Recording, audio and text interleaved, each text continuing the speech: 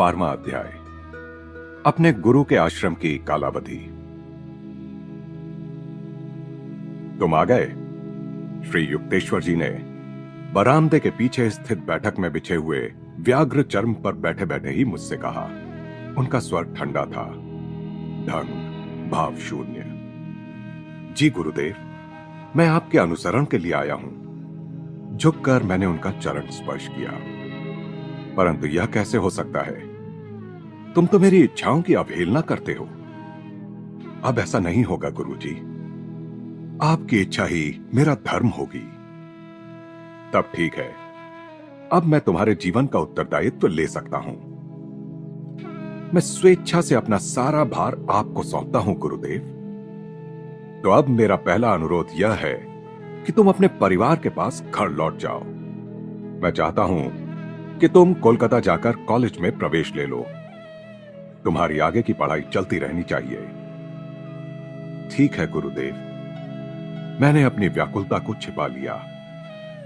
क्या ये जिद्दी पुस्तकें वर्षों तक मेरा पीछा नहीं छोड़ेंगी? पहले पिताजी, अब श्री युक्तेश्वर जी। किसी दिन तुम्हें पाश्चात्य जगत में जाना होगा। वहां के लोग भारत के प्राचीन ज्ञान के प्रति अधिक ग्रहणशील होंगे यदि अपरिचित हिंदू गुरु के पास विश्वविद्यालय की डिग्री होगी। आप बेहतर जानते हैं गुरुजी। मेरी उदासी छंट गई। पाश्चात्य जगत का उल्लेख मुझे कुछ उलझनकारी, अगोचर सा लगा। परंतु इस समय गुरुदेव को अपने आज्ञा पालन से प्रसन्न करने के अवसर का तत्काल उपयोग करना अत्यावश्यक था। तुम कोलकाता में पास ही रहोगे। जब भी तुम्हें समय मिले यहां आ जाना। संभव हुआ तो प्रतिदिन आऊंगा गुरुदेव। अपने जीवन के प्रत्येक पहलू पर मैं आपका अधिकार कृतज्ञतापूर्वक स्वीकार करता हूं, केवल एक शर्त पर। क्या? कि आप मुझे भगवत साक्षात्कार कराने का वचन दें। 1 घंटे तक वाग युद्ध चलता रहा। गुरु वचन मिथ्या नहीं हो सकता, वह सहज भी नहीं दिया जा सकता। इस वचन में निहित संभावनाएं हैं। इससे पहले कि एक गुरु ईश्वर को प्रकट होने के लिए बाध्य करे, उसका ईश्वर के साथ घनिष्ठ संबंध होना आवश्यक है। श्री युक्तेश्वर जी के ईश्वर के साथ तादात्म्य को मैं जान गया था और उनका शिष्य होने के नाते उनसे यह वचन प्राप्त करने के लिए दृढ़ निश्चयी था। तुम बहुत हठी हो। इसके पश्चात करुणापूर्ण निर्णायकता के साथ गुरुदेव की सहमति गूंज उठी। तुम्हारी इच्छा ही मेरी इच्छा हो। मेरे हृदय से जीवन व्यापी पर्दा हट गया। इधर उधर अनिश्चित खोज का अब अंत हो गया। मुझे सद्गुरु के चरणों में चिरंतन आश्रय मिल गया था। आओ, मैं तुम्हें आश्रम दिखाता हूं। गुरुदेव अपने व्याघ्र चर्म के आसन से उठे। इधर उधर दृष्टिपात करते मैंने दीवार पर टंगी एक तस्वीर देखी जिसे चमेली का हार पहनाया हुआ था। लाहिड़ी महाशय, मैंने साश्चर्य कहा। हां, मेरे ईश्वर तुल्य गुरु। श्री युक्तेश्वर जी का स्वर आदर से कंपित था। वे एक मनुष्य के रूप में और एक योगी के रूप में भी उन सब गुरुओं से कहीं महान थे जिनका जीवन मेरे अन्वेषण की परिसीमा में आया। उस सुपरिचित तस्वीर को मैंने मौन प्रणाम किया। मेरी आत्मा की भक्ति उस लोकोत्तर गुरु के लिए बह निकली जिन्होंने मेरे शैशव काल को अपने आशीर्वाद से धन्य करते हुए इस क्षण तक मेरा मार्गदर्शन किया। गुरुदेव के पीछे पीछे मैं उस घर और सारे प्रांगण में घूमा।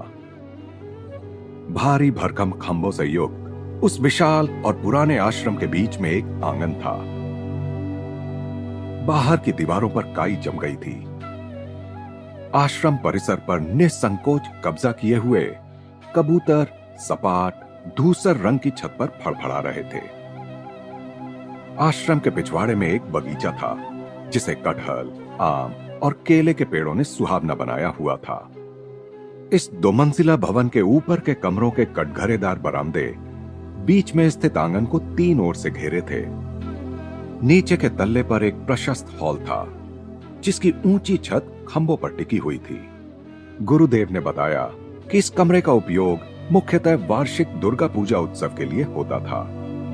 श्री युक्तेश्वर जी के बैठक कक्ष में जाने के लिए एक संकरी सीढ़ी थी। इस कक्ष की छोटी सी बालकनी से सड़क दिखती थी।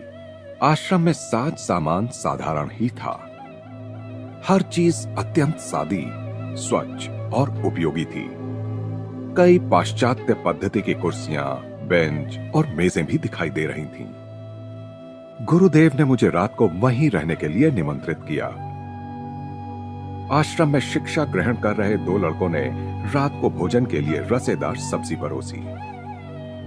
गुरुजी, कृपया अपने जीवन के विषय में कुछ बताइए। मैं उनके व्याघ्र चर्म के पास एक चटाई पर बैठा था। बरामदे के बाहर दिखाई पड़ने वाले मैत्रीपूर्ण तारे अत्यंत समीप लग रहे थे। मेरा पारिवारिक नाम प्रियनाथ कड़ार था। मेरा जन्म यहीं श्रीरामपुर में हुआ था, जहां मेरे पिताजी एक धनवान व्यापारी थे। वे ही यह पैतृक मकान छोड़ गए जो अब मेरा आश्रम है। मेरी स्कूली पढ़ाई बहुत कम हुई। मुझे वह धीमी और उथली प्रतीत होती थी।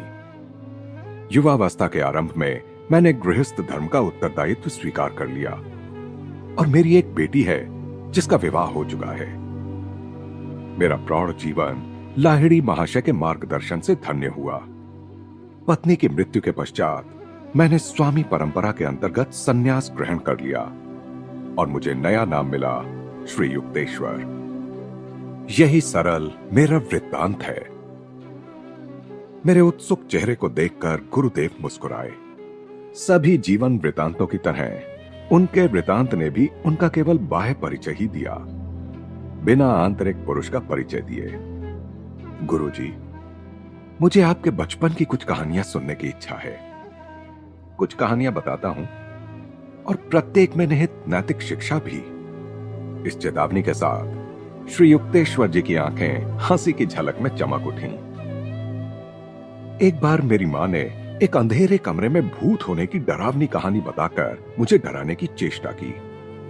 मैं तुरंत वहां गया और भूत को ना पाकर निराशा प्रकट की। उसके बाद मां ने मुझे कभी कोई डरावनी कहानी नहीं सुनाई। नैतिक शिक्षा, भय का सामना करो, तब वह तुम्हें सताना बंद कर देगा। बचपन की एक अन्य स्मृति है, एक पड़ोसी के भद्दे कुत्ते की मेरी चाह की।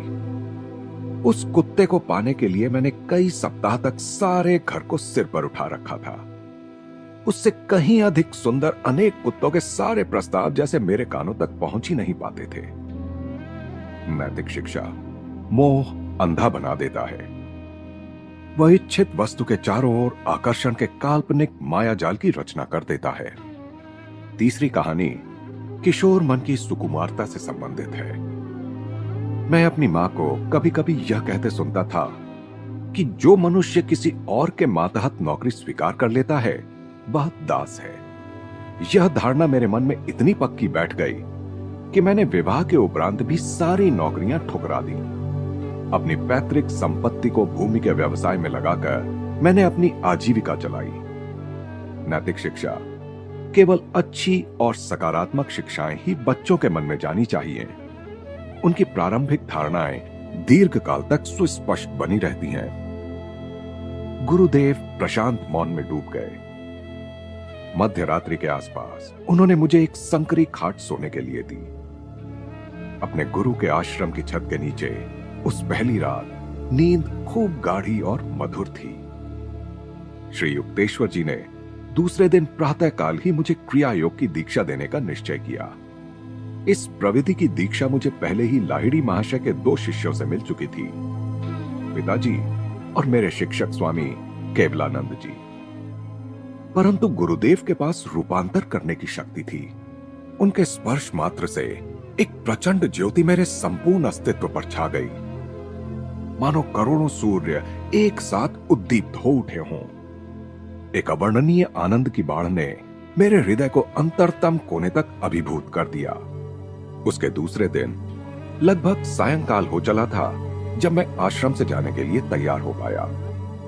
तुम 30 दिन में लौट जाओगे। जब मैंने कोलकाता के अपने घर के द्वार में प्रवेश किया तो गुरुदेव की भविष्यवाणी भी मेरे साथ थी। उड़ते पक्षी के पुनरागमन के बारे में कोई भी व्यंग्य बाण जिसका मुझे डर था मेरे किसी संबंधी ने नहीं चलाया। मैं अपनी छोटी सी अटारी में गया और उस पर प्रेम भरी दृष्टि दौड़ाई, मानो उसका कोई जीवंत अस्तित्व हो।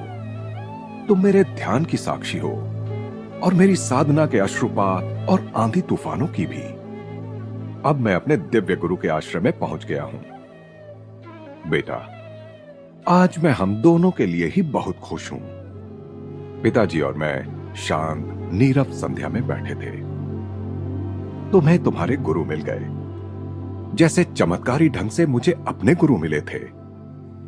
लाहिड़ी महाशय का पुण्य हस्त हमारे जीवन की रक्षा कर रहा है। तुम्हारे गुरु कोई दुर्गम हिमालय के संत नहीं, बल्कि निकट के ही निकले।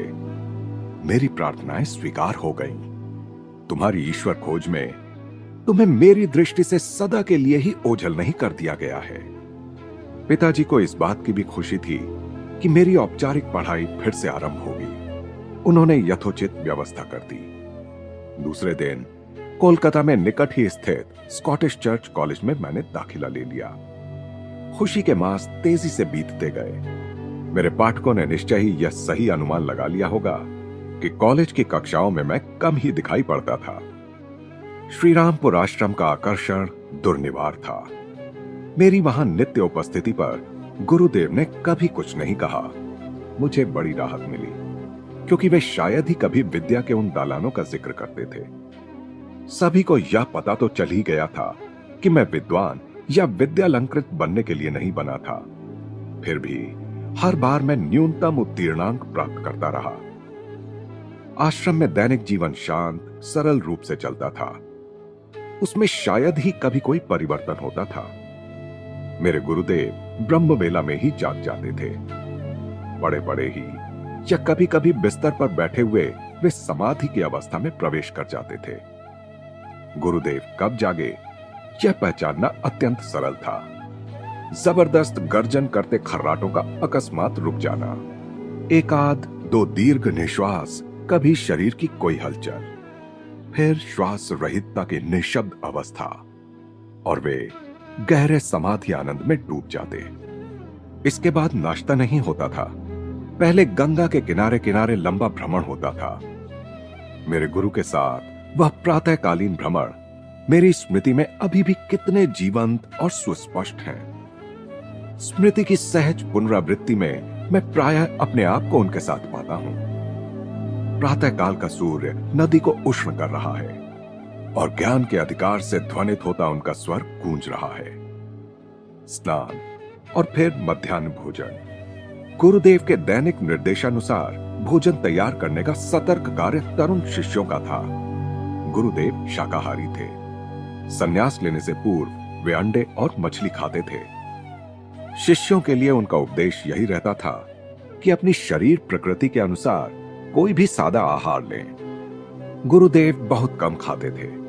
प्रायः हल्दी या चुकंदर अथवा पालक के रस में बने चावल और इस पर थोड़ा भैंस का घी या पिघला हुआ मक्खन, या किसी दिन केवल मसूर दाल या पनीर की रसेदार सब्जी और उसके साथ कोई तरकारी।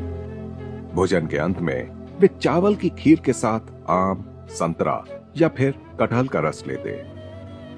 अपराह्न में दर्शनार्थी आया करते। एक अविरत धारा बाह्य संसार से शांत आश्रम के भीतर बहती रहती। गुरुदेव सभी आने वालों के साथ प्रेम और सौजन्यपूर्ण व्यवहार करते थे। एक सद्गुरु जिसने अपने आप को देह या अहम नहीं बल्कि सर्वव्यापी आत्मा के रूप में पहचान लिया हो, सभी मनुष्यों में एक अद्भुत समानता देखता है। संतों की निष्पक्षता ज्ञान में स्थापित होती है। उन पर माया के बदलते चेहरों का कोई प्रभाव नहीं पड़ता। अज्ञानी लोगों की समझ को उलझन में डाल देने वाले राग द्वेष उन्हें छू भी नहीं पाते। श्री युक्तेश्वर जी ऐसे लोगों को कोई पृथक महत्व नहीं देते थे जो सत्ताधारी, शक्तिशाली, धनी या विशेष उपलब्धि प्राप्त हो। ना ही वे कभी किसी की गरीबी या अनपढ़ता के कारण उपेक्षा करते थे। किसी बच्चे के मुंह से भी वे ज्ञान के वचन आदर पूर्वक सुनते और अवसर पड़ने पर किसी दम्भी पंडित की खुले रूप से उपेक्षा करते। 8 बजे रात्रि भोजन का समय था, जिसमें कभी कभी देर तक ठहरे हुए अतिथि भी सम्मिलित होते। गुरुदेव अकेले भोजन करने नहीं बैठते थे।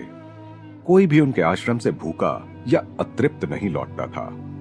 श्री युक्तेश्वर जी अतिथियों के अप्रत्याशित आगमन से न ही कभी घबराते थे, न ही कभी व्यग्र होते थे। उनके युक्तिपूर्ण मार्गदर्शन में शिष्यों द्वारा बनाया गया अल्प भोजन भी महाभोज प्रतीत होता था। परंतु साथ ही वे मितव्ययी भी थे और अपनी थोड़ी सी पूंजी से बहुत कुछ कर लेते थे। वे प्रायः कहते थे, अपनी जेब की सीमा में संतुष्ट रहो। फिजूल खर्ची तुम्हारे लिए अशांति पैदा करेगी। चाहे आश्रम में आतिथ्य सत्कार का कार्य हो, या भवन निर्माण या मरम्मत का, या कोई भी अन्य व्यावहारिक कार्य हो, हर कार्य की छोटी से छोटी बातों में गुरुदेव सृजनात्मक मौलिकता का परिचय देते। सायंकाल के शांत समय में प्रायः गुरुदेव प्रवचन करते। अक्षय रत्न भंडार। उनका प्रत्येक शब्द ज्ञान से तराशा होता था। एक अलौकिक आत्मविश्वास उनके निरूपण में झलकता था। उनका निरूपण अद्वितीय होता था। उनकी तरह बोलने वाला मैंने कभी कोई नहीं देखा। अपने विचारों को शब्दों का परिधान पहनाने से पहले वे उन्हें विवेक के नाजुक तराजू में तौलते थे। सत्य का मूल तत्व सर्वव्यापक भौतिक रूप में भी विद्यमान उनसे आत्मा के सौरभ की तरह निःसृत होता था। मुझे सदा इस बात का आभास था कि मैं भगवान के जीवंत विग्रह के सानिध्य में हूं। उनकी दिव्यता का भार अपने आप मेरे मस्तक को उनके सामने नत कर देता था। यदि अतिथि यह भाप जाते कि श्री युक्तेश्वर जी अनंत ईश्वर में मग्न हो रहे हैं, तो गुरुदेव तुरंत उनके साथ वार्तालाप शुरू कर देते। किसी प्रकार का प्रदर्शन करना या अपनी आंतरिक मग्नता की शेखी मारना उन्हें नहीं आता था। ईश्वर के साथ सदा एक रूप उन्हें ध्यान के लिए अलग से समय निकालने की आवश्यकता नहीं थी।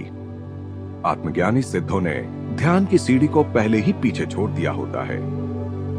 फल आने पर फूल अपने आप झड़ जाता है, परंतु शिष्यों के लिए उदाहरण स्थापित करने के लिए संतजन प्रायः साधना, भजन आदि बाह्य साधनों में जुटे रहते हैं। मध्य रात्रि होते होते मेरे गुरुदेव प्रायः बाल सुलभ सहजता के साथ निद्राधीन हो जाते। बिस्तर आदि का कोई महत्व नहीं होता। प्रायः वे बिना किसी तकिए के भी एक संकीर्ण मेज पर सो जाते, जो उनके प्रचलित व्याघ्र चर्म आसन के पीछे रखी होती थी। तत्व ज्ञान की चर्चा में पूरी रात कट जाना असामान्य नहीं था। अपनी जिज्ञासा की तीव्रता से कोई भी शिष्य ऐसी चर्चा को आरंभ करा सकता था। तब मुझे ना तो थकान महसूस होती थी, न ही नींद आती थी। गुरुदेव के ओजस्वी शब्द पर्याप्त थे। ओह, भोर हो गई, चलो गंगा किनारे घूमने चले। मेरे रात्रिकालीन शिक्षण के कई प्रसंगों का अंत इस प्रकार होता था। श्री युक्तेश्वर जी के सानिध्य के प्रारंभिक कुछ महीनों में ही मुझे एक उपयोगी शिक्षा मिली। मच्छरों को चालाकी से कैसे मात करें। मेरे घर में लोग सदा ही मच्छरदानी का उपयोग करते थे। मैं यह देखकर हैरान हुआ कि श्रीरामपुर आश्रम में इस विवेकपूर्ण प्रथा का पालन उसके उल्लंघन के रूप में होता था, जबकि मच्छरों का वहां पूरा साम्राज्य था। सिर से पांव तक मुझे वे काटते रहते थे। गुरुदेव को मुझ पर दया आ गई।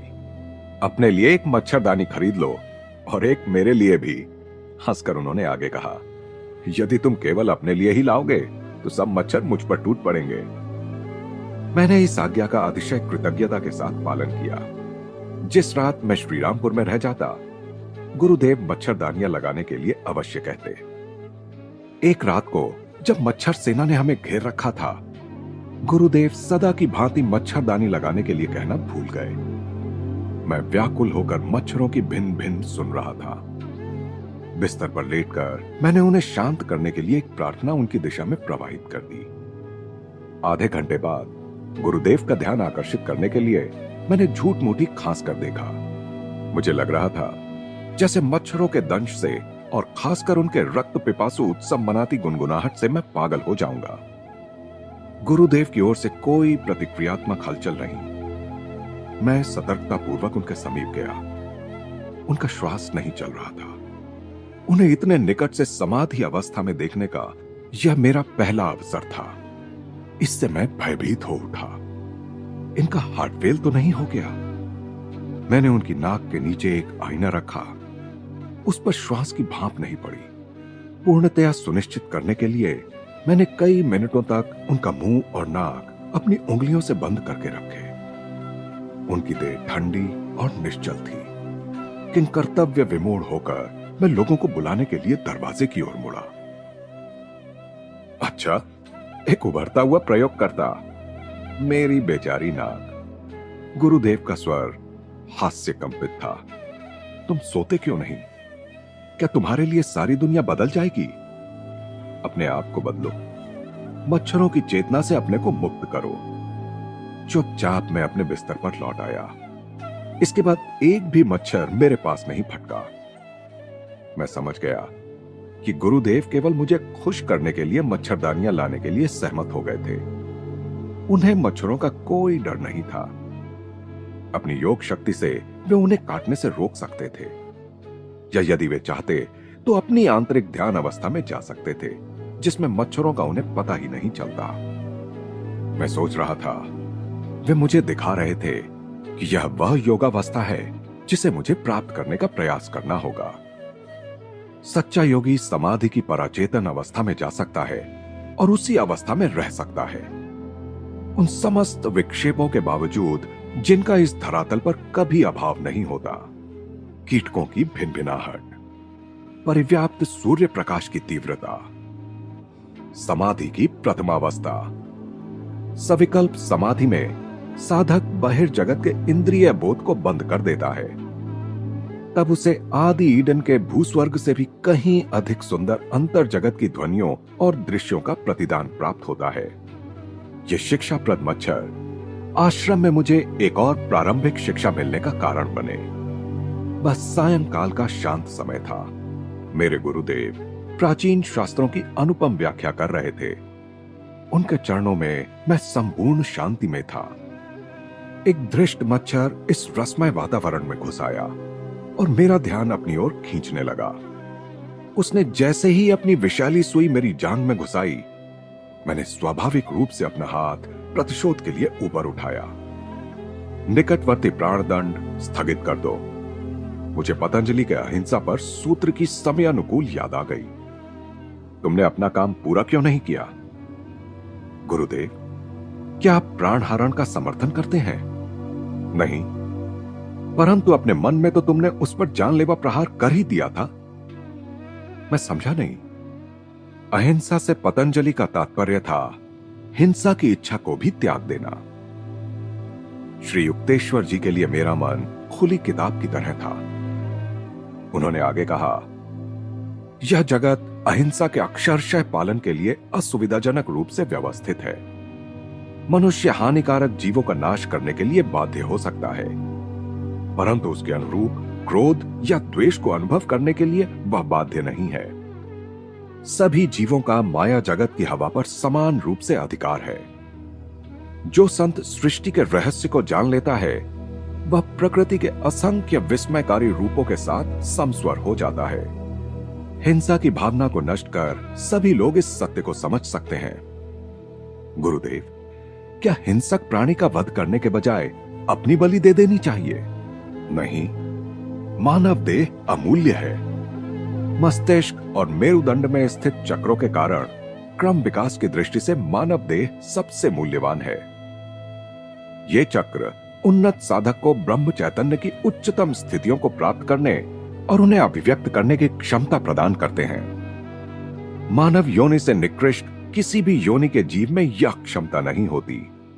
यह सच है कि जब मनुष्य किसी प्राणी या अन्य किसी जीव को मारने पर बाध्य हो जाता है, तब भी उसे थोड़ा पाप तो लगता ही है। परंतु पवित्र शास्त्र कहते हैं कि मानव शरीर का व्यर्थ में नाश कर्म सिद्धांत के नियमों का गंभीर उल्लंघन है। मैंने राहत की सांस ली। सहजात प्रवृत्तियों को शास्त्र मत का भी आधार मिलना, यह बात हमेशा तो नहीं होती।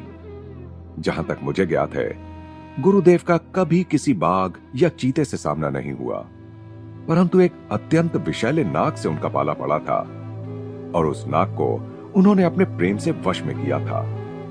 यह घटना पुरी में हुई थी। जहां गुरुदेव का समुद्र तट पर आश्रम था। गुरुदेव के जीवन के उत्तरकाल में उनका शिष्य बना प्रफुल्ल नाम का एक लड़का उस समय उनके साथ था। हम आश्रम के पास बाहर बैठे थे। प्रफुल्ल ने मुझे बताया, 4 फुट लंबा आतंक का मूर्तिमान रूप एक नाग पास ही निकला। क्रोध से फन फैलाकर वह तेजी से हमारी ही ओर आ रहा था। गुरुदेव उसे देखकर ऐसे मुस्कुराए जैसे किसी बच्चे को मुस्कुराकर अपने पास बुला रहे हों। श्री युक्तेश्वर जी को हाथों से लयबद्ध ताल देते देखकर मैं भयभीत हो उठा।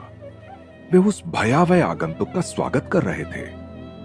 मैं मन ही मन भगवान से उत्कट प्रार्थना करता हुआ चुपचाप खड़ा रहा। नाग गुरुदेव के अत्यंत निकट पहुंच गया था, पर अब वह निश्चल हो गया। ऐसा प्रतीत हो रहा था कि उनके प्यार से पुचकारने का ढंग देखकर वह सम्मोहित हो गया था। वह भयानक फन धीरे धीरे सिकुड़ गया। नाग गुरुदेव के पांव के बीच में से होकर झाड़ी में अदृश्य हो गया। गुरुदेव क्यों हाथ हिला रहे थे और नाग ने उनके हिलते हाथों पर फन क्यों नहीं मारा? यह बात उस समय मेरी समझ से परे थी। उस घटना से अब मेरी समझ में यह आ गया है कि हमारे गुरुदेव को किसी प्राणी से हानि का भय नहीं है। प्रफुल्ल ने अपनी कहानी समाप्त करते हुए कहा, आश्रम में आरंभ के महीनों में एक दिन अपराह्न में मैंने श्री युक्तेश्वर जी की भेदक दृष्टि अपने ऊपर स्थिर पाई। तुम बहुत दुबले पतले हो मुकुंद। उनकी बात ने मेरी दुखती रग को छू लिया। अपनी धसी हुई आंखें और कृश देह मुझे भी अच्छी नहीं लगती थी। मुझे बचपन से ही अजीर्ण की शिकायत थी। घर में मेरे कमरे में एक ताक पर पाचक और बलवर्धक औषधियों की अनेकानेक शीशियां पड़ी थीं, परंतु किसी से भी मुझे कोई लाभ नहीं हुआ था। कभी कभी तो मैं मन ही मन सोचा करता था कि क्या इतने दुर्बल शरीर में जीने का भी कोई अर्थ हो सकता है। औषधियों की अपनी सीमाएं हैं। दिव्य संजीवनी प्राण शक्ति की कोई सीमा नहीं। विश्वास रखो तो तुम स्वस्थ और बलवान हो जाओगे।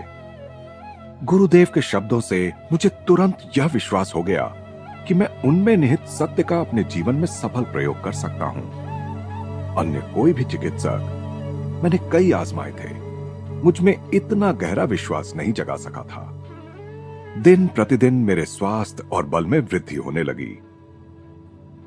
श्री युक्तेश्वर जी के गुप्त आशीर्वाद से 2 सप्ताहों में मेरा इच्छित वजन मुझे प्राप्त हो गया, जो तब तक अन्य उपायों से प्राप्त करने का मैं व्यर्थ प्रयास करता रहा था।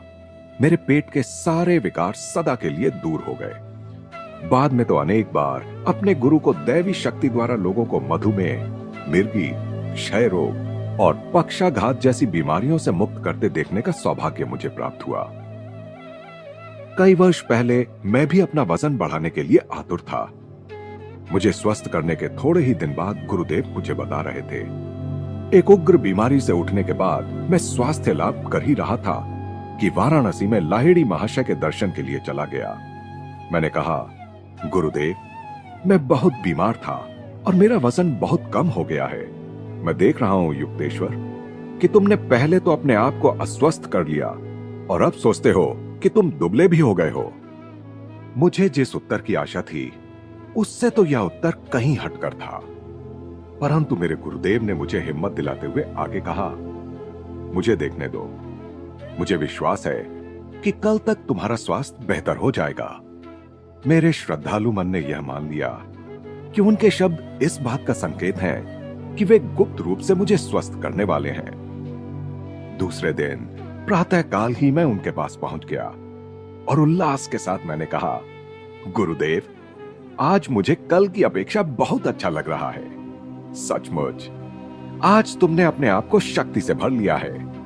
नहीं गुरुदेव, मैंने सविनय प्रतिवाद किया, ये तो आप हैं जिन्होंने मुझे स्वस्थ कर दिया है। कई सप्ताहों में आज पहली बार मैं अपने में कुछ शक्ति अनुभव कर रहा हूं। हाँ, तुम्हारी बीमारी तो काफी गंभीर थी। तुम्हारा शरीर अभी भी काफी दुर्बल है। कौन कह सकता है यह कल कैसा रहेगा। अपनी दुर्बलता के लौट आने की संभावना के विचार मात्र से मैं भय से सिहर उठा। दूसरे दिन सुबह मैं मुश्किल से अपने आप को लाहिड़ी महाशय के घर तक घसीट सका। गुरुदेव, मैं फिर बीमार हो गया हूं। मेरे गुरु की आंखों में शरारत उतर आई थी। तो फिर एक बार तुमने अपने आप को बीमार बना लिया। मेरा धैर्य समाप्त हो गया। मैंने कहा, गुरुदेव, अब मैं समझ गया हूं कि दिन प्रतिदिन आप केवल मेरा परिहास कर रहे थे। मेरी समझ में नहीं आता कि मेरी सच्ची बातों पर आपको विश्वास क्यों नहीं होता। सचमुच वे केवल तुम्हारे विचार ही हैं जिन्होंने तुम्हें बारी बारी से दुर्बल और स्वस्थ अनुभव कराया है। मेरे गुरु प्रेम से मुझे निहार रहे थे। तुमने देख लिया है कि कैसे तुम्हारा स्वास्थ्य तुम्हारी अवचेतन प्रत्याशाओं के अनुसार बदलता रहा। विचार भी विद्युत शक्ति या गुरुत्वाकर्षण शक्ति के समान एक शक्ति है। मानव मन ईश्वर के सर्वशक्तिमान चैतन्य का एक स्फुल्लिंग है। मैं तुम्हें दिखा सकता हूं कि तुम्हारा शक्तिशाली मन जिस किसी भी बात में तीव्र विश्वास रखेगा वह तत्क्षण घटित होकर रहेगा। यह जानते हुए कि लाहिड़ी महाशय कभी व्यर्थ बात नहीं करते, मैंने श्रद्धा और कृतज्ञता से भाव विभोर होकर उनसे कहा, गुरुदेव, यदि मैं सोचूं कि मैं स्वस्थ हूं और मेरा वजन पूर्ववत हो गया है तो क्या ऐसा हो जाएगा? इसी क्षण भी ऐसा ही है। मेरी आंखों में एकाग्रता पूर्वक देखते हुए गुरुदेव ने गंभीरता से कहा, मैंने तत्क्षण न केवल अपनी शक्ति में बल्कि वजन में भी वृद्धि अनुभव की। लाहिड़ी महाशय पुनः अपने मौन में खो गए। उनके चरणों में कुछ घंटे बैठने के बाद मैं अपनी मां के घर लौटा, जहां काशी जाने पर मैं रुकता था। बेटे, तुम्हें क्या हो गया है? जलशोथ की बीमारी से क्या तुम्हारा शरीर फूल रहा है? मां को अपनी आंखों पर विश्वास नहीं हो रहा था। मेरा शरीर अब वैसा ही हृष्ट पुष्ट हो गया था जैसा बीमारी से पहले था।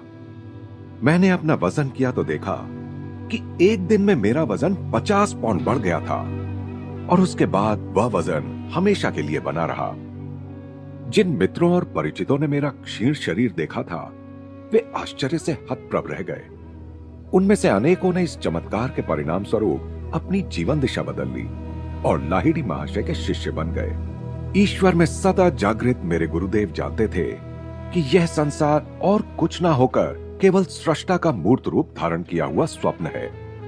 लाहिड़ी महाशय को उस दिव्य स्वप्न दृष्टा के साथ अपनी एकात्मता का पूर्ण भान था। इसलिए वे दृश्य जगत के स्वप्नाणुओं को प्रकट करने या लुप्त करने या उनमें अपनी इच्छानुसार कोई भी परिवर्तन करने में समर्थ थे। अंत में श्री युक्तेश्वर जी ने कहा, संपूर्ण सृष्टि विधि नियम के अधीन है। बाह्य सृष्टि में कार्यरत नियम जिनकी खोज वैज्ञानिक कर सकते हैं प्राकृतिक नियम कहलाते हैं, परंतु इन नियमों की अपेक्षा सूक्ष्मतर नियम भी हैं जो अंतश चेतना के आध्यात्मिक जगत में कार्यरत हैं। इन नियम सिद्धांतों को योग के द्वारा जाना जा सकता है। पदार्थ जगत के सच्चे स्वरूप को पदार्थ विज्ञानी नहीं बल्कि आत्मज्ञानी सिद्ध ही वास्तव में समझता है। इस प्रकार के ज्ञान द्वारा ही ईसा मसीह ने उस नौकर के कान को पुनः जोड़ दिया था जिसे उनके एक शिष्य ने काट डाला था। श्री युक्तेश्वर जी शास्त्रों की अद्वितीय व्याख्या करते थे। मेरी अनेक सबसे सुखद स्मृतियां उनके प्रवचनों के साथ जुड़ी हुई हैं, परंतु वे अपने विचार रत्न अवधानता और मूर्ता की राख में कभी नहीं फेंकते थे। मेरे शरीर की थोड़ी सी भी बेचैन हलचल या ध्यान की थोड़ी सी भी अवधानता गुरुदेव की शास्त्र व्याख्या को तत्क्षण बंद कराने के लिए काफी थी। तुम यहां नहीं हो। एक दिन अपराह्न श्री युक्तेश्वर जी ने यह टिप्पणी करते हुए अपना वाक प्रवाह खंडित कर दिया। सदा की भांति वे मेरे मनोयोग का निर्ममता से ध्यान रख रहे थे। गुरुजी, मेरे स्वर में विरोध स्पष्ट था। मैं जरा भी नहीं हिला, मेरी पलकें भी नहीं हिली। आपने जो जो अभी कहा है मैं एक एक शब्द दोहरा सकता हूं। फिर भी पूर्ण रूप से तुम मेरे साथ नहीं थे। तुम्हारा विरोध करना मुझे यह कहने के लिए विवश कर रहा है कि तुम अपने मन की पृष्ठभूमि में 3 संस्थाओं का निर्माण कर रहे थे। एक थी मैदानी क्षेत्र में एकांत आश्रम, दूसरी एक पहाड़ी के शिखर पर, तीसरी एक समुद्र तट पर। यह स्पष्ट विचार लगभग अवचेतन स्तर पर ही मेरे मन में सचमुच चल रहे थे। मैंने क्षमा याचक दृष्टि से उनकी ओर देखा।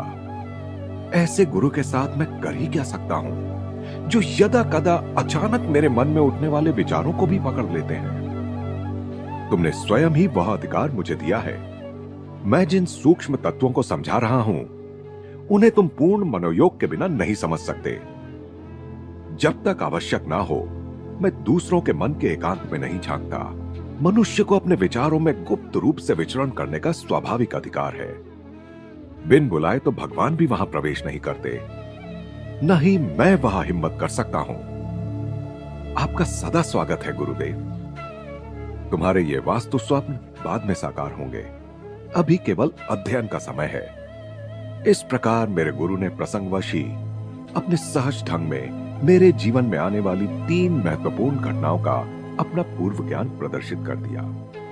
किशोरावस्था के प्रारंभ से ही मुझे 3 इमारतों की रहस्यमय झांकियां मिलती थीं, जिनमें से प्रत्येक इमारत अलग अलग परिदृश्य में दिखती थी।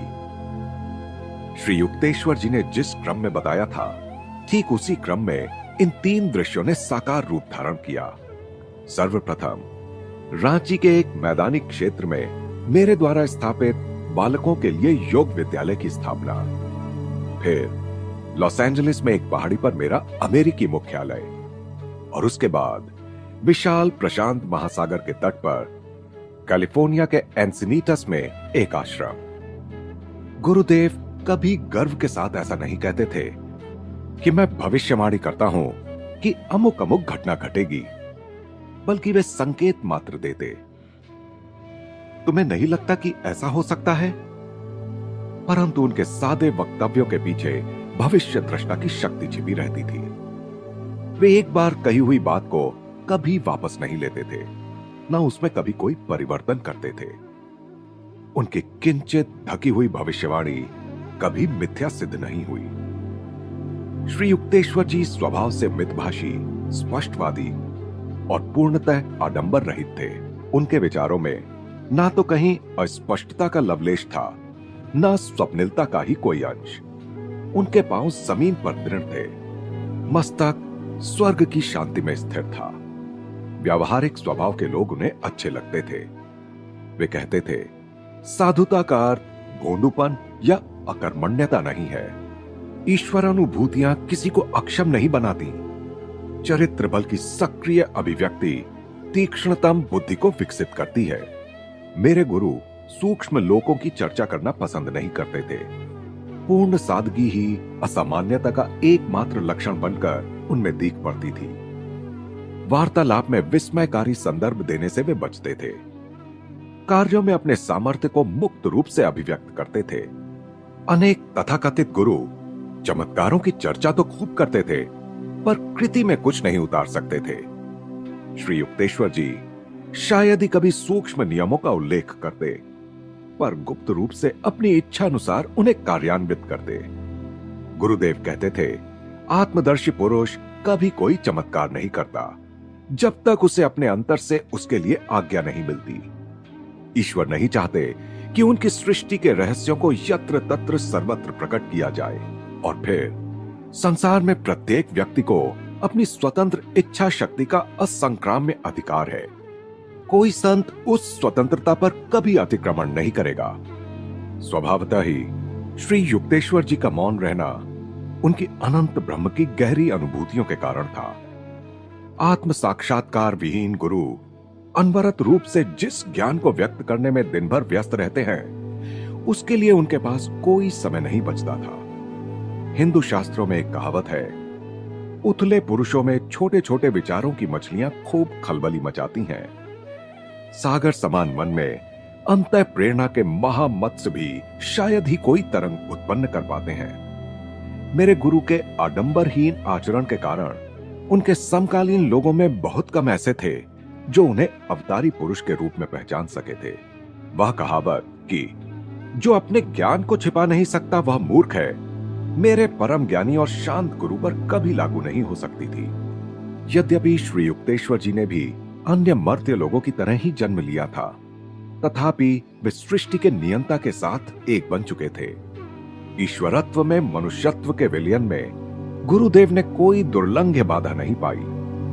बाद में मेरी समझ में आया कि केवल मनुष्य की आध्यात्मिक प्रयासहीनता के अलावा ऐसी कोई बाधा नहीं होती। श्री युक्तेश्वर जी के पवित्र चरणों का स्पर्श करते समय मैं सदा ही रोमांचित हो उठता था। गुरु का श्रद्धापूर्ण स्पर्श करने से शिष्य आध्यात्मिक शक्ति से परिपूर्ण हो जाता है। एक सूक्ष्म विद्युत धारा प्रवाहित होती है। शिष्य के मस्तिष्क में विद्यमान अवांछनीय प्रवृत्ति प्रणालियां उस प्रवाह में प्रायः भस्म हो जाती हैं। उसकी सांसारिक प्रवृत्तियों के खांचों में कल्याणप्रद उथल पुथल मच जाती है। कम से कम क्षण भर के लिए ही सही, वह माया के गुप्त पर्दे उठते अनुभव कर सकता है और परमानंद की सच्चाई की झलक पा सकता है। मैं जब भी अपने गुरु के चरणों पर माथा टेकता था, मेरा संपूर्ण शरीर जैसे एक मुक्ति प्रदायक तेज से भर जाता था। गुरुदेव ने मुझे बताया, जब लाहिड़ी महाशय मौन रहते थे तब भी, या किसी ऐसे विषय पर चर्चा कर रहे हों जो पूर्णतः धार्मिक ना हो तब भी, मैंने देखा कि उन्होंने मुझ में अगाध ज्ञान का संचार कर दिया है। मुझ पर भी श्री युक्तेश्वर जी का प्रभाव ऐसा ही पड़ता था। यदि मैं कभी चिंतित या अन्य मनस मन से आश्रम में प्रवेश करता तो मेरी मनोवृत्ति अगम्य ढंग से बदल जाती। अपने गुरु के दर्शन मात्र से ही एक प्रकार की सुखद शांति मुझ में आ जाती। उनके सानिध्य में प्रतिदिन आनंद, शांति और ज्ञान का एक नया अनुभव होता था। मैंने उन्हें कभी माया के किसी आकर्षण से ग्रस्त या लोभ, क्रोध अथवा किसी के प्रति मानवीय अनुरक्ति की भावना में उत्तेजित नहीं देखा। माया का अंधकार धीरे धीरे चुपचाप हमारी ओर बढ़ रहा है। आओ अपने अंतर में अपने घर की ओर भाग चले। शिष्यों को सावधान करने के लिए इन शब्दों द्वारा गुरुदेव नित्य उन्हें क्रिया योग के अभ्यास की आवश्यकता की याद दिलाते थे। कभी कभी कोई नया शिष्य योगाभ्यास के लिए अपनी योग्यता के बारे में संदेह प्रकट कर देता था। अतीत को भूल जाओ, श्री युक्तेश्वर जी उसे सांत्वना देते हुए कहते। सभी लोगों का बीता हुआ जीवन अनेक कलंकों से कलुषित है। मनुष्य के आचरण का तब तक कोई भरोसा नहीं होता जब तक वह ईश्वर में अधिष्ठित ना हो जाए। भविष्य में सब कुछ सुधर जाएगा यदि तुम अभी से आध्यात्मिक प्रयास शुरू कर दो। गुरुदेव के पास आश्रम में सदा ही बाल शिष्य रहते थे। उनकी बौद्धिक और आध्यात्मिक शिक्षा में गुरुदेव को सदा ही रुचि रहती थी। अपने देह त्याग से थोड़े ही दिन पहले भी उन्होंने 2 6 साल के बच्चों और एक 16 साल के नवयुवक को आश्रमवासी शिष्यों के रूप में स्वीकार किया था। अपने अधीन शिष्यों को वे सावधानी पूर्वक शिक्षा देते थे। शिष्य और शिक्षा, जिसमें अनुशासन निहित है, इन दोनों शब्दों का मूल एक ही है और व्यावहारिक स्तर पर दोनों एक दूसरे से संबंधित हैं। आश्रमवासियों को अपने गुरु के प्रति नितांत प्रेम और आदर था। गुरु की हल्की सी ताली पर सभी उत्सुकता से उनके पास दौड़ पड़ते थे। जब कभी वे गंभीर या अंतर्मुख प्रतीत होते तब कोई भी बातचीत करने का साहस ना करता। जब उनकी हंसी गूंज उठती तब बच्चे भी उन्हें अपने में से ही एक मानते। श्री युक्तेश्वर जी शायद ही कभी किसी को अपना कोई व्यक्तिगत काम करने को कहते। ना ही वे कभी किसी शिष्य से कोई सेवा स्वीकार करते यदि वह शिष्य स्वयं अपनी खुशी से वह सेवा करने के लिए आगे ना बढ़ा हो। यदि शिष्यगण किसी दिन उनके कपड़े धोने का सौभाग्यपूर्ण काम करना भूल जाएं, तो वे स्वयं ही उन्हें धो लेते थे। साधारणतया वे स्वामियों के परंपरागत गेरुए कपड़े पहनते थे। घर के अंदर वे बिना फीते के जूते पहनते, जो योगियों की प्रथा के अनुसार व्याघ्र चर्म या मृग चर्म से बनाए जाते थे। श्री युक्तेश्वर जी अंग्रेजी, फ्रेंच, बंगाली और हिंदी धारा प्रवाह बोलते थे। उनकी संस्कृत भी अच्छी थी। वे अपने शिष्यों को संस्कृत और अंग्रेजी अपनी स्व आविष्कृत सरल पद्धतियों से बड़े धीरज के साथ सिखाते थे। गुरुदेव को अपने शरीर की अधिक चिंता नहीं थी, परंतु वे उसके प्रति सावधानी अवश्य बरतते थे। वे कहते थे कि ईश्वर शारीरिक और मानसिक स्वस्थता में अच्छी प्रकार अभिव्यक्त होते हैं। किसी बात में अति करना उन्हें पसंद नहीं था। एक शिष्य को जो दीर्घ काल तक उपवास करना चाहता था, मेरे गुरु ने हंसते हुए कहा, कुत्ते को हड्डी क्यों ना डाल दी जाए। गुरुदेव देह शुद्धि की आदर्श प्राकृतिक प्रणाली के रूप में उपवास की उपयोगिता को मानते थे, पर उक्त शिष्य अपने शरीर को लेकर कुछ ज्यादा ही चिंतित था। श्री युक्तेश्वर जी का स्वास्थ्य उत्तम था।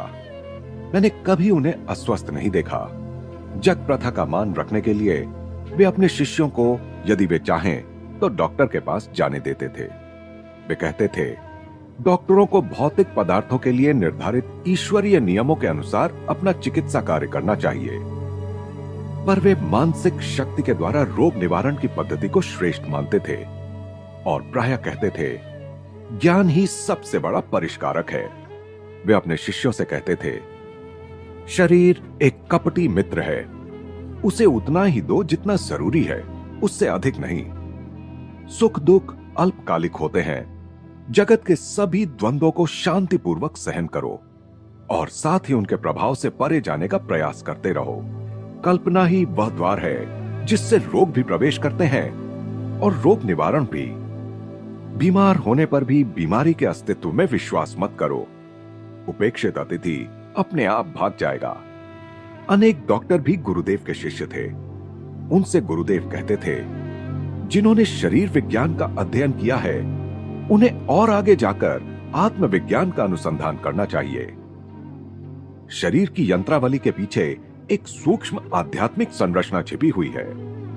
श्री युक्तेश्वर जी अपने शिष्यों से पौर्वात्य और पाश्चात्य सद्गुणों का संगम बनने के लिए कहते थे। स्वयं उनकी बाह्य आदतें किसी पाश्चात्य संचालक के समान थी। उनके अंतर में पौर्वात्य लोगों की आध्यात्मिकता कूट कूट कर भरी हुई थी। वे पश्चिम के प्रगतिशील, युक्तिपूर्ण और आरोग्यपूर्ण तौर तरीकों के प्रशंसक थे, तो पूर्व को शताब्दियों से धन्य करने वाले और उसके चारों ओर आध्यात्मिक तेजोमंडल निर्माण करने वाले धार्मिक आदर्शों के पुजारी भी थे। अनुशासन मेरे लिए कोई नई बात नहीं थी। घर में पिताजी अनुशासन में दृढ़ थे। अनंतदा तो प्रायः निष्ठुर हो ही जाते थे, परंतु श्री युक्तेश्वर जी के प्रशिक्षण को दारुण से लेश मात्र भी कम नहीं कहा जा सकता। चाहे तात्कालिक व्यवहार में हो या साधारण आचार के सूक्ष्म अर्थों में हो। मेरे गुरु अपने शिष्यों की छोटी से छोटी गलती की भी खूब आलोचना किया करते थे। वे प्रसंग पढ़ने पर कहते थे, शिष्टाचार का पालन यदि निष्कपटता पूर्वक ना किया जाए तो वह मृत सुंदर नारी के समान है। सभ्यता रहित स्पष्टवादिता डॉक्टर की छुरी के समान है, जो गुणकारी तो है परंतु अप्रिय लगती है। सौजन्य युक्त स्पष्टवादिता लाभदायक भी है और अच्छी भी लगती है। गुरुदेव मेरी आध्यात्मिक उन्नति से संतुष्ट लगते थे, क्योंकि उसके बारे में वे शायद ही कभी टिप्पणी करते थे।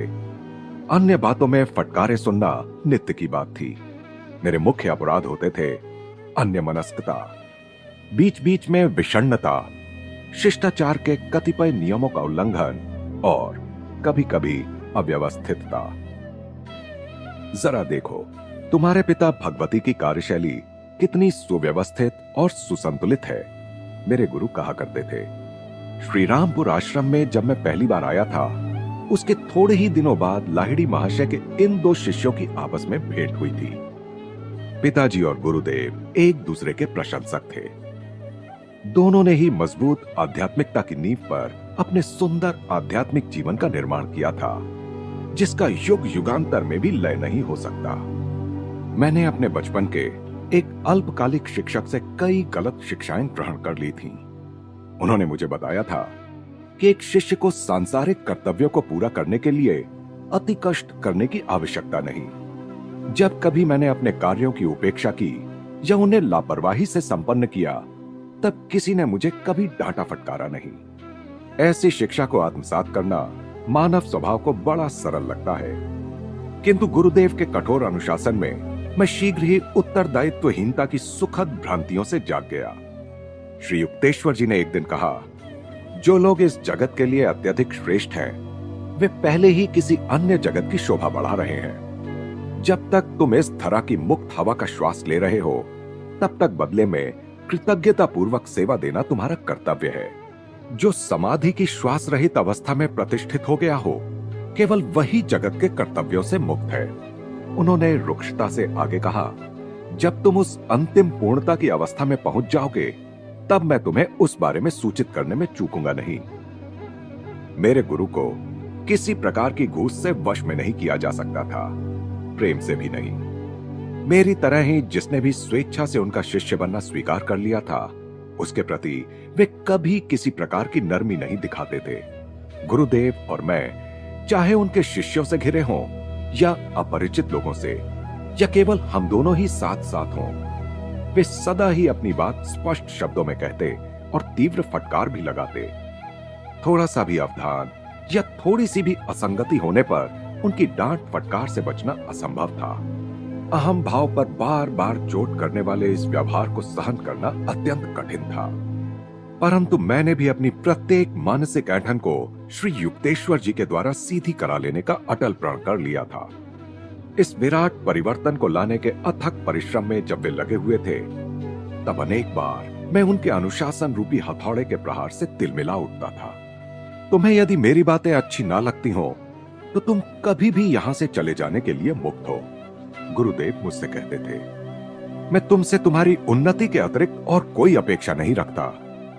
यदि तुम लाभान्वित अनुभव करते हो तो ही यहां रहो। मेरे मिथ्याभिमान को तोड़ने वाले जो प्रहार उन्होंने किए, उनके लिए मैं अपरिमित रूप से उनका कृतज्ञ हूं। कभी कभी मुझे लगता था कि लाक्षणिक तौर पर वे मेरे प्रत्येक रुग्ण दांत को ढूंढ ढूंढ कर उखाड़ते जा रहे हैं। इस प्रकार के कठोर झटकों के बिना अहंकार की जड़ को उखाड़ फेंकना कठिन है। अहंकार के जाते ही ईश्वर के अंदर आने का मार्ग निष्कंटक बन जाता है। अन्यथा स्वार्थ के कारण पत्थर बने हृदयों को भेद कर अंदर आने का ईश्वर का प्रयास व्यर्थ हो जाता है। श्री युक्तेश्वर जी का अंतर्ज्ञान अंतर्भेदी था। ऊपर ऊपर कोई चाहे जो भी कह रहा हो, वे प्रायः उसके अव्यक्त विचारों का उत्तर दे देते थे। कोई व्यक्ति जिन शब्दों का प्रयोग कर रहा हो, उनमें और उनके पीछे विद्यमान वास्तविक विचारों में जमीन आसमान का अंतर हो सकता है। मेरे गुरु कहते थे, शांत मन से मनुष्यों के शब्द डंबर की अस्त व्यस्तता के पीछे छिपे विचारों को पहचानने का प्रयास करो। दिव्य अंतर्दृष्टि द्वारा प्रकट किए गए रहस्य सांसारिक कानों को प्रायः कटु लगते हैं। ओछे शिष्यों में गुरुदेव लोकप्रिय नहीं थे। विवेकी समझदार लोगों में, जो संख्या में सदा ही थोड़े रहते हैं, उनके प्रति गहरी श्रद्धा थी। मैं विश्वास पूर्वक यह कह सकता हूं कि श्री युक्तेश्वर जी भारत में सर्वाधिक लोकप्रिय गुरु होते यदि उनकी वाणी इतनी स्पष्ट और कटु आलोचनात्मक न होती। जो मुझसे शिक्षा प्राप्त करने मेरे पास आते हैं, उनके साथ मैं अत्यंत सख्त होता हूं। उन्होंने मेरे समक्ष स्वीकार किया। यही मेरा तरीका है। चाहे तो उसे स्वीकार करो या छोड़ दो, मैं कभी समझौता नहीं करता। परंतु तुम अपने शिष्यों के साथ कहीं अधिक सहृदय रहोगे, वही तुम्हारा तरीका है। मैं केवल कठोरता की अग्नि में तपाकर ही शुद्ध करने का प्रयास करता हूं। इस अग्नि की तप्तता साधारण सहन शक्ति से परे होती है। प्रेम का सौम्य तरीका भी परिवर्तन ला सकता है। विवेक और ज्ञान के साथ यदि उपयोग किया जाए तो कठोर और कोमल दोनों ही तरीके समान रूप से प्रभावकारी हैं। फिर उन्होंने आगे कहा, तुम्हें विदेशों में जाना पड़ेगा, जहां अहम पर निर्दय प्रहार पसंद नहीं किए जाते। वहां के लोगों के अनुरूप धैर्य और सहनशीलता के पर्याप्त भंडार के बिना कोई गुरु पाश्चात्य जगत में भारत के संदेश का प्रचार प्रसार नहीं कर सकता। यह ना बताना ही अच्छा होगा कि अमेरिका में कितनी ही बार गुरुदेव के इन शब्दों की याद मेरे मन में ताजा हो उठी। मेरे गुरु के अत्यंत स्पष्ट बोलने के कारण इस पृथ्वी पर उनके जीवन काल में बड़ी संख्या में उनके शिष्य तो नहीं बने, परंतु उनकी शिक्षाओं का अध्ययन और उनका अभ्यास करने वाले सच्चे शिष्यों की निरंतर बढ़ती संख्या के माध्यम से उनका ज्ञान आज भी विश्व में जीवित है। सिकंदर जैसे योद्धा भूमि पर स्वामित्व स्थापित करने की चेष्टा करते हैं। श्री युक्तेश्वर जी जैसे सिद्ध पुरुष उससे भी आगे जाकर मनुष्यों की आत्माओं को जीत लेते हैं। गुरुदेव की यह रीत थी कि वे अपने शिष्यों की साधारण नगण्य त्रुटियों को भी एक प्रकार की अर्थगर्भित गंभीरता के साथ बताते थे। एक दिन श्री युक्तेश्वर जी का दर्शन करने मेरे पिताजी श्रीरामपुर आए। पिताजी को संभवतः यह आशा थी कि उन्हें मेरी प्रशंसा सुनने को मिलेगी। मेरी त्रुटियों का लंबा वर्णन सुनकर वे स्तब्ध रह गए। वे तेजी से मुझसे मिलने आए। तुम्हारे गुरु की बातें सुनकर तो मुझे लगता है कि तुम पूरे चौपट हो गए हो। पिताजी की अवस्था हंसने और रोने के बीच की थी। इस अवसर पर श्री युक्तेश्वर जी के मुझ पर कोप का एकमात्र कारण यह था कि मैं उनके सौम्य संकेत की ओर कोई ध्यान न देकर एक व्यक्ति को अध्यात्म मार्ग पर लाने का प्रयत्न कर रहा था। संतप्त होकर मैं तेजी से गुरुदेव के पास जा पहुंचा। मुझे देखते ही उन्होंने अपनी दृष्टि नीची कर ली, जैसे अपने अपराध का उन्हें बोध हो। यह एकमात्र अवसर था जब मैंने उस दिव्य सिंह को अपने सामने विवश पाया। मैंने उस अनूठे क्षण का पूरा लाभ उठाया। गुरुदेव, आपने मेरे विस्मय चकित पिताजी के सामने मेरी इतनी निर्दय आलोचना क्यों की? क्या यह उचित था? मैं फिर कभी ऐसा नहीं करूंगा। श्री युक्तेश्वर जी के स्वर में क्षमा याचना थी। मैं तत्काल निरस्त हो गया। उस महान पुरुष ने कितनी तत्परता से अपनी भूल स्वीकार कर ली। उसके बाद उन्होंने फिर कभी पिताजी की मन शांति तो भंग नहीं की, परंतु जहां चाहे जब चाहे मेरी अच्छी खासी खबर लेना उन्होंने जारी रखा। श्री युक्तेश्वर जी के साथ नए शिष्य भी कई बार दूसरों की सांगोपांग आलोचना करने लगते, जैसे गुरु के समान ही ज्ञानी निर्दोष विवेक की मूर्तियां हों। परंतु जो आक्रमण करता है उसे अपने बचाव की भी पुरजोर व्यवस्था रखनी चाहिए। गुरुदेव ने जैसे ही उन पर छिद्रान्वेषी शिष्यों पर अपने विश्लेषणात्मक तर्कश से कुछ एक तीर सबके सामने चला दिए, सबके सब रॉकेट के समान वहां से भाग निकले। उन भगौड़ों पर प्रतिक्रिया व्यक्त करते हुए श्री युक्तेश्वर जी विनोद पूर्वक कहते थे, आलोचना के हल्के से स्पर्श से भी बिदक जाने वाली संवेदनशील आंतरिक दुर्बलताएं शरीर के उन रोगग्रस्त अंगों के समान है जो जरा सा हाथ लगाने से ही झटका मारकर पीछे हट जाते हैं। अनेक शिष्यों के मन में गुरु के बारे में एक पूर्व निर्धारित कल्पना होती है, जिसके आधार पर वे गुरु के शब्दों और कार्यों को आंकते हैं। ऐसे लोगों को प्रायः यह शिकायत रहती थी कि वे श्री युक्तेश्वर जी को समझ नहीं पाए और ना ही तुम ईश्वर को समझते हो। एक अवसर पर मैं बरस पड़ा। तुम यदि एक संत को समझ पाते तो स्वयं संत बन जाते। सृष्टि के अरबों रहस्यों का भेद हम जान नहीं पाए। यहां तक कि प्रतिक्षण हम जिस हवा का श्वास लेते हैं वह हवा भी हमारे लिए अगम्य है। तब भी क्या कोई यह सोचने का साहस करे कि एक सिद्ध पुरुष के अथाह स्वभाव का ज्ञान उसे तत्क्षण हो जाए? अनेकों शिष्य आते रहे और सामान्यतः जाते रहे। जो आसान मार्ग चाहते थे, जिसमें उन्हें आते ही सहानुभूति मिले और उनके गुणों की सुखद सराहना हो, उन्हें श्रीरामपुर आश्रम में निराशा ही हाथ लगती थी। गुरुदेव अपने शिष्यों को आश्रय और अनंत काल तक संरक्षण एवं मार्गदर्शन देने के लिए तैयार थे, परंतु अनेक शिष्य संकीर्ण वृत्ति से अपने अहंकार की तृप्ति भी चाहते थे। विनम्रता की अपेक्षा जीवन की असंख्य अवमाननाओं का वर्णन करके वे आश्रम छोड़कर चले गए। उनकी आध्यात्मिक रुग्णता के लिए श्री युक्तेश्वर जी की सूर्य के समान प्रखर ज्ञान किरणें उनके लिए दुस्सह थी। वे अपेक्षाकृत साधारण कोटि के किसी ऐसे गुरु को खोज निकालते जो उन्हें झूठी खुशामदी बातों की छाया प्रदान कर अज्ञान की अशांत निद्रा में सोने देता।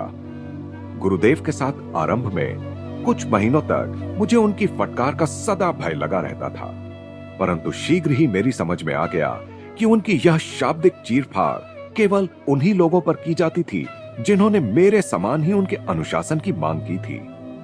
यदि कोई मर्माहत शिष्य प्रतिवाद करता तो श्री युक्तेश्वर जी उसका तनिक भी बुरा न मानते हुए मौन हो जाते थे। उनके शब्दों में कभी भी क्रोध नहीं होता था, बल्कि ज्ञान की अलिप्तता होती थी। गुरुदेव की फटकारों की दिशा कभी आगंतुकों की ओर नहीं होती थी।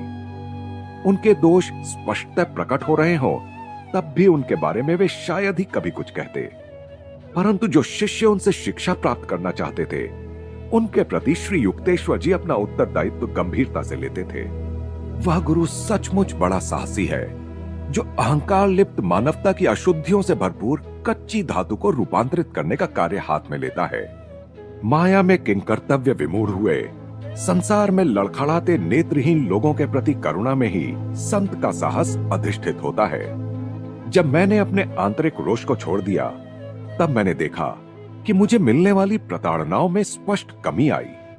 अत्यंत सूक्ष्म प्रकार से गुरुदेव मेरे प्रति अपेक्षाकृत थोड़े नरम हो गए थे। धीरे धीरे मैंने मानसिक तर्क वितर्क तथा अवचेतन निग्रहों की वह प्रत्येक दीवार ढहा दी जिसके पीछे मानव व्यक्तित्व आड़ लेता है। इसका पुरस्कार मुझे यह मिला कि अपने गुरु के साथ अनायास ही मेरा तालमेल बैठ गया। तभी मैंने जाना कि वे दूसरों पर विश्वास करते हैं, उनका ख्याल रखते हैं और मन ही मन प्रेम करते हैं, परंतु स्नेह का एक शब्द भी कभी उनके मुख से नहीं निकला। भावों को प्रकट करना उनके स्वभाव में नहीं था। मेरा अपना स्वभाव मुख्यतः भक्ति प्रवण है, पूर्ण ज्ञान की प्रतिमूर्ति, किंतु प्रत्यक्ष रूप से भक्ति शून्य दिखाई पड़ने वाले अपने गुरु को कठोर आध्यात्मिक गणित की भाषा में बातें करते देखकर मैं शुरू में व्याकुल हो उठता था। परंतु ज्यों-ज्यों उनके स्वभाव के साथ मेरा तालमेल बैठता गया, त्यों-त्यों मैंने अनुभव किया कि ईश्वर के प्रति मेरी भक्ति में किसी प्रकार की कमी आने के बदले वृद्धि ही होती गई। आत्म साक्षात्कारी गुरु अपने विभिन्न शिष्यों का उनकी प्रकृतियों के झुकाव के अनुसार मार्गदर्शन करने में पूर्ण समर्थ होते हैं। श्री युक्तेश्वर जी के साथ मेरा संबंध कुछ ऐसा था कि उसमें शब्दों का प्रयोग बहुत कम होता था, और फिर भी आंतरिक स्तर पर धारा प्रवाह संवाद चलता रहता था। प्रायः मैं देखता कि मेरे विचारों पर उनके समर्थन की मूक छाप लग चुकी है, जिससे वाणी का कोई प्रयोजन ही नहीं रहता था। उनके चरणों में चुपचाप बैठा मैं अनुभव करता था कि उनकी असीम कृपा शांतिपूर्वक मेरे सारे अस्तित्व पर वर्षा कर रही है।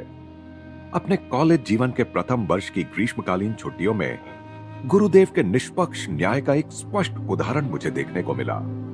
अपने गुरु के साथ कुछ महीनों तक निरंतर समय बिता पाने के इस अवसर की मैं लंबे समय से प्रतीक्षा कर रहा था।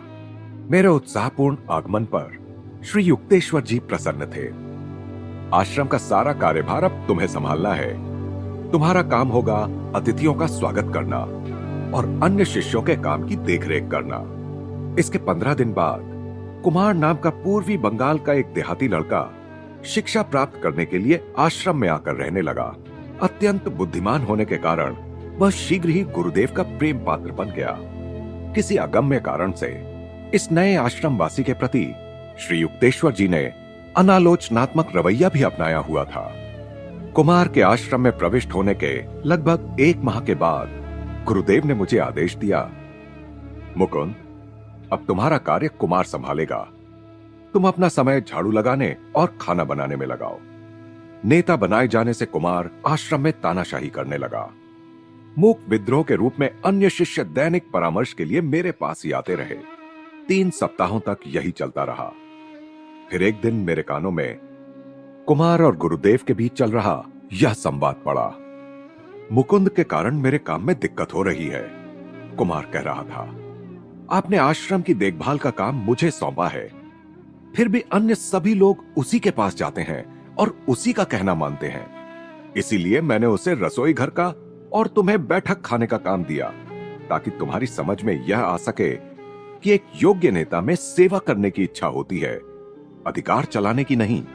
श्री युक्तेश्वर जी का कठोर स्वर कुमार के लिए बिल्कुल नया था। तुम्हें मुकुंद का पद चाहिए था, परंतु उसके योग्य बनकर तुम उस पद को संभाल नहीं सके। अब तुम अपने पुराने पद पर रसोइये के सहायक के रूप में काम करो। गर्भ हरण की इस घटना के बाद गुरुदेव ने पुनः कुमार के प्रति अस्वाभाविक तुष्टिकरण की नीति अपना ली। आकर्षण का रहस्य कौन समझ सकता है? कुमार में श्री युक्तेश्वर जी को एक सुंदर फव्वारा नजर आ रहा था, परंतु ऐसा फव्वारा जो अपने गुरु भाइयों के लिए फुहारे नहीं छोड़ता था। यह नया लड़का स्पष्टतया गुरुदेव को सबसे प्रिय हो गया था, परंतु इससे मैं कभी हतोत्साहित नहीं हुआ। वैयक्तिक स्वभावगत विलक्षणताएं जो सिद्ध पुरुषों में भी होती हैं, जीवन के चित्र को विविध रंगी बनाती हैं। छोटी छोटी बातों का मेरे मन पर प्रभाव नहीं पड़ता। यह मेरे स्वभाव में ही नहीं है। मैं श्री युक्तेश्वर जी से बाह्य स्तुति की अपेक्षा कहीं अधिक महान लाभ पाने का आकांक्षी था। एक दिन कुमार ने अकारण ही मुझ पर विष उगल दिया। मैं आहत हुआ। तुम्हारा दिमाग घमंड से फटने की सीमा तक फूल गया है। आगे मैंने एक चेतावनी भी जोड़ दी, जो अंतः प्रेरणा से मुझे लगा कि सच होकर रहेगी। यदि तुमने अपने तौर तरीकों में सुधार नहीं किया तो किसी दिन इस आश्रम से निकाल दिए जाओगे। व्यंग्य की हंसी हंसते हुए कुमार ने मेरे शब्दों को दोहराते हुए गुरुदेव को सुनाया, जो उसी समय वहां आ पहुंचे थे।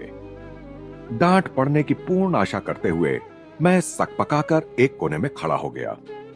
शायद मुकुंद ठीक ही कह रहा है। गुरुदेव के असाधारण रूप से शुष्क शब्द सुनाई दिए। एक वर्ष बाद कुमार अपने गांव जाने के लिए निकल पड़ा। उसने श्री युक्तेश्वर जी की मौन अस्वीकृति की अवहेलना की, जो कभी अपने शिष्यों के आने जाने के मामलों में अधिकार पूर्वक हस्तक्षेप नहीं करते थे। कुछ महीनों के बाद जब वह लौट कर आया तो उसमें एक प्रकार का दुखद परिवर्तन स्पष्ट दिखाई दे रहा था। तेजस्वी चेहरे का राजसी कुमार अब लुप्त हो गया था। केवल एक साधारण देहाती अब हमारे सामने खड़ा था, जिसने कई बुरी आदतें भी अपना ली थीं।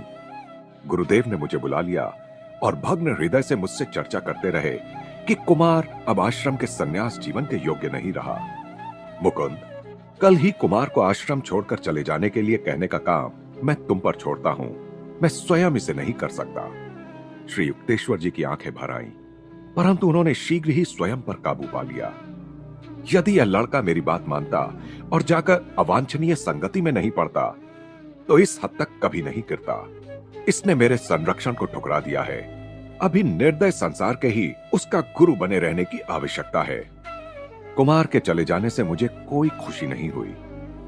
दुखी अंतःकरण से मैं सोचता रहा कि जिसमें एक सिद्ध पुरुष का प्रेम जीत लेने की शक्ति थी, वह भी कितनी आसानी से संसार के प्रलोभनों में फंस गया। मनुष्य में सुरा और सुंदरी के उपभोग की नैसर्गिक लालसा रहती है। उनका आनंद लेने के लिए किसी सूक्ष्म बोध क्षमता की आवश्यकता नहीं रहती। इंद्रियों की धूर्तता की तुलना सदाबहार करवीर के पौधे के साथ की जा सकती है, जिसके गुलाबी पुष्पों से सुगंध आती रहती है, पर इसके अंग प्रत्यंग में विष भरा होता है। तृप्ति का धाम तो अंतर में स्थित है, जो उस सुख से दीप्तिमान है जिसे हजार बाह्य दिशाओं में अंधों की तरह ढूंढा जा रहा है। कुमार की तीक्ष्ण बुद्धि की चर्चा करते हुए एक दिन गुरुदेव ने कहा, तीक्ष्ण बुद्धि एक दुधारी तलवार है। इसका उपयोग अच्छे के लिए भी हो सकता है और बुरे के लिए भी। इससे अज्ञान के फोड़े को चीर डाला जा सकता है या अपनी गर्दन को भी काटा जा सकता है। मन को जब यह स्वीकार हो जाता है कि आध्यात्मिक नियम से बचा नहीं जा सकता, तभी बुद्धि उचित मार्ग पर चलती है। मेरे गुरु अपने पुरुष और स्त्री शिष्यों को अपनी संतान मानकर उनसे खुलकर मिलते थे। उनकी आत्मा की समानता को जानते हुए वे उनमें कोई भेद नहीं करते थे और कोई पक्षपात नहीं दर्शाते थे। वे कहते थे, नींद में किसी को यह पता भी नहीं चलता कि वह पुरुष है या स्त्री। जिस प्रकार स्त्री का वेश धारण कर लेने से कोई पुरुष स्त्री नहीं बन जाता, उसी प्रकार आत्मा स्त्री या पुरुष का रूप धारण कर लेने पर भी अपरिवर्तित ही रहती है। आत्मा ईश्वर का निर्विकार निर्गुण प्रतिरूप है। श्री युक्तेश्वर जी स्त्री को पुरुष के अधः पतन का कारण नहीं मानते थे और न कभी स्त्रियों को टालने का प्रयास करते थे। वे कहा करते थे कि स्त्री को भी पुरुष आकर्षण के प्रलोभन का सामना करना पड़ता है। मैंने एक बार उनसे पूछा कि एक प्राचीन महान संत ने स्त्री को नर्क का द्वार क्यों कहा है। श्री युक्तेश्वर जी ने तीखे स्वर में कहा, नव युवावस्था में कोई लड़की उनकी मन शांति में बाधक सिद्ध हुई होगी, अन्यथा वह स्त्री को नहीं बल्कि अपने आत्म संयम की अपूर्णता को दोष देते। यदि किसी आगंतुक ने विकारमयी बातों का संकेत भी देने वाली कोई कहानी आश्रम में बताने की धृष्टता कर ही दी, तो गुरुदेव उसकी ओर से ध्यान हटाकर मौन हो जाते थे। वे शिष्यों से कहते, सुंदर चेहरे के उत्तेजक चाबुक के प्रहार अपने ऊपर मत होने दो। इंद्रियों के दास जगत का आनंद कैसे ले सकते हैं? जब वे वासना के कीचड़ में रेंगते रहते हैं तो जगत के सूक्ष्म रसों का आनंद उनकी पकड़ में आता ही नहीं। वासनाओं में आसक्त मनुष्य का विवेक खो जाता है, उसे अच्छे बुरे का भेद भी पता नहीं चलता। माया जनित काम वासना से बचने की इच्छा करने वाले शिष्यों को श्री युक्तेश्वर जी से धैर्यपूर्ण एवं समझदारी से ओतप्रोत मार्गदर्शन मिलता था। वे कहते थे, जिस प्रकार भूख का एक यथार्थ उद्देश्य है परंतु लोलुपता का नहीं, उसी प्रकार काम प्रवृत्ति को भी प्रकृति ने केवल प्रजाति के प्रवर्तन के लिए बनाया है, कभी तृप्त ना हो सकने वाली वासनाओं को जगाने के लिए नहीं। अपनी गलत इच्छाओं को अभी ही नष्ट कर दो, अन्यथा स्थूल शरीर छूट जाने के बाद भी सूक्ष्म शरीर में वे तुम्हारे साथ चिपकी रहेंगी। शरीर को रोक पाना भले ही कठिन हो, पर मन में निरंतर विरोध करते ही रहना चाहिए। यदि प्रलोभन निष्ठुरता पूर्वक तुम पर आक्रमण करे तो साक्षी भाव से उसका विश्लेषण करके अदम्य इच्छा शक्ति के द्वारा उस पर विजय प्राप्त करो। प्रत्येक प्राकृतिक वासना पर विजय प्राप्त की जा सकती है। अपनी शक्तियों को बचा कर रखो। विशाल समुद्र के समान बनो, जिसमें इंद्रियों की सब नदियां चुपचाप विलीन होती चली जाएं। प्रतिदिन नई शक्ति के साथ जागती वासनाएं तुम्हारी आंतरिक शांति को सोख लेंगी। ये वासनाएं जलाशय में बने छिद्रों के समान है, जो प्राण मूलक जल को विषयासक्ति के रेगिस्तान में नष्ट होने के लिए बहा देते हैं। मनुष्य को बाध्य करने वाला कुवासनाओं का शक्तिशाली आवेग उसके सुख का सबसे बड़ा शत्रु है। आत्म संयम के सिंह बनकर संसार में विचरण करो। इंद्रिय दुर्बलताओं के मेंढकों की लातें खाकर इधर से उधर लुढ़कते मत रहो। सच्चा साधक अंततः नैसर्गिक वासनाओं की विवशता से मुक्त हो जाता है। मानवीय स्नेह की अपनी आवश्यकता को वह उस ईश्वर की लालसा में बदल देता है जो एकमात्र प्रेम है, क्योंकि वह सर्वव्यापी है। श्री युक्तेश्वर जी की मातुश्री काशी के राणा महल मोहल्ले में रहती थीं, जहां मैं अपने गुरु से मिलने प्रथम बार गया था। वे करुणामय और दयालु थीं, परंतु सुनिश्चित मतों की भी थीं। एक दिन मैं उनकी बालकनी में खड़ा मां बेटे को वार्तालाप करते देख रहा था। अपनी शांत तर्क संगत पद्धति से श्री युक्तेश्वर जी उन्हें कोई बात समझाने का प्रयास कर रहे थे, परंतु वे उसमें सफल होते प्रतीत नहीं हो रहे थे, क्योंकि माताजी जोर जोर से सिर हिलाकर विरोध कर रही थी। नहीं नहीं मेरे बेटे, अभी तुम चले जाओ। तुम्हारा ज्ञानोपदेश मेरे काम का नहीं है। मैं तुम्हारी शिष्या नहीं हूं। डांट खाए बालक की तरह श्री युक्तेश्वर जी आगे एक भी शब्द मुंह से निकाले बिना चुपचाप वहां से हट गए। मां के अनुचित बर्ताव में भी उनके प्रति श्री युक्तेश्वर जी का महान आदर देखकर मैं गदगद हो गया। माताजी उन्हें केवल अपने छोटे से बच्चे के रूप में देख रही थी, एक ज्ञानी के रूप में नहीं। इस छोटी सी घटना में भी एक मनोज्ञता थी। इसमें मेरे गुरु के असाधारण स्वभाव पर प्रकाश पड़ रहा था। अंदर से विनम्र, परंतु बाहर से फौलाद। एक बार सांसारिक संबंधों को तोड़ लेने के बाद संन्यास धर्म स्वामियों को संसार से किसी प्रकार का संबंध बनाए रखने की अनुमति नहीं देता। गृहस्थों के लिए अनिवार्य माने जाने वाले परंपरागत पारिवारिक धार्मिक विधि सन्यासी संपन्न नहीं कर सकते। फिर भी प्राचीन संन्यास आश्रम का नव निर्माण करने वाले आदि शंकराचार्य ने इन नियमों की उपेक्षा की थी। अपनी पूज्य और प्रिय माता के स्वर्गवास के बाद उन्होंने हाथ ऊपर उठाकर अग्नि का आह्वान किया और उसमें से प्रकट हुई दिव्य अग्निशिखा से अपनी माता का दाह संस्कार किया। श्री युक्तेश्वर जी ने भी इन नियमों की उपेक्षा की, पर शंकराचार्य से कम चमत्कारी ढंग से।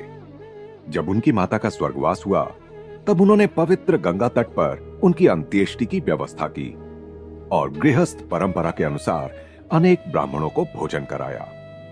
शास्त्रों के विधि निषेध सन्यासियों की संकुचित संबंधों के दायरे से बाहर निकलने में सहायता करने के लिए बनाए गए थे। शंकराचार्य और श्री युक्तेश्वर जी ने अपना संपूर्ण अस्तित्व विराट निराकार ब्रह्म में विलीन कर दिया था। उन्हें अपने बचाव के लिए किसी नियम की आवश्यकता नहीं थी।